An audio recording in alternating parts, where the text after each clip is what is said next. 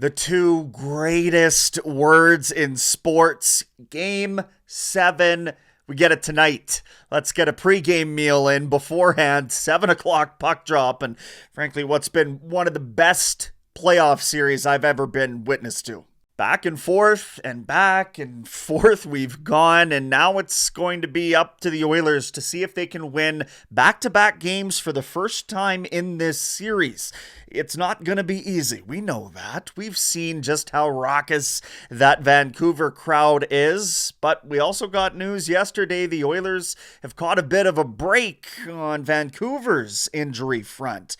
Brock Besser, their 40-goal scorer, their leading goal scorer in the playoffs, he is out. Blood clotting issues. We do wish him the best, of course, with that, but it is going to hold him out of the lineup in the most critical game of their season. So now you're down your starting goaltender if you're Rick Tocchet and your top goal man. That sounds like an open door for Edmonton to advance. But to do that, of course, you're going to have to bring the same desperation level in back-to-back games, and that might be hard to do. We don't know whether Edmonton's working at 100% on the injury front of their own. In fact, it's easy to surmise, based on McDavid's lack of production by his standards, that he's probably playing through something. Doesn't matter. At this time of year, everybody is. So whether it's him and Draisaitl that rise to the occasion, as they so often do, or whether it's the surrounding castmates that have to help picking up some of the pieces,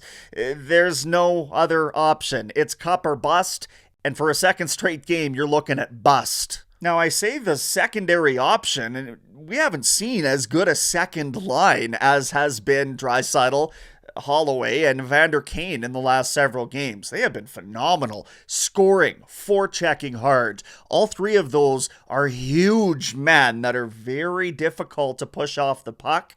I think we're seeing Holloway break out offensively in terms of his confidence. I mean, you can see in those flashes where his skill truly lies, and then poof, he's taking the puck to the net and using every bit of that huge frame that he has to success. If they can keep generating with line number 2, then Chris Knoblauch doesn't have to worry about putting McDavid and Draisaitl together in hopes of manufacturing some desperation Hail Mary.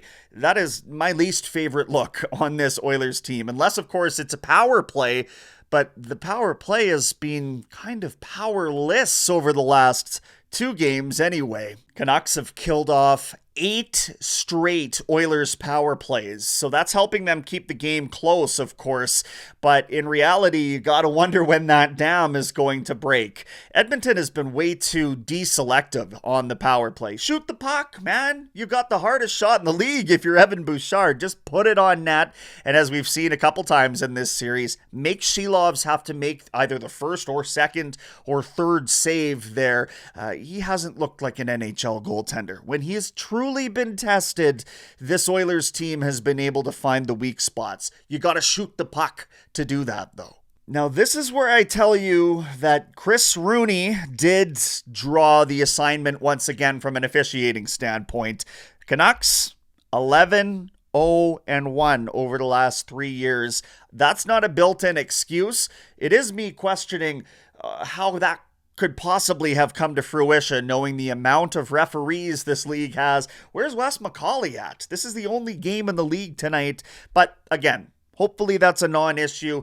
Edmonton needs to worry about earning power plays regardless of who the officials are, because we know that's a strength of their game. And finally, the shot suppression by Edmonton's defense was phenomenal in front of Stuart Skinner as the youngster got back comfortable in between the pipes. He only had to face 15 shots, which is one of the lower totals ever faced in terms of an elimination game by this Oilers side. So they really battened down the hatches, and the question is, can they do that for a second game in a row? You certainly hope so, and you hope that another day of rest was enough time for Matthias Ekholm to return closer to his shutdown form. We know he's been battling illness as well.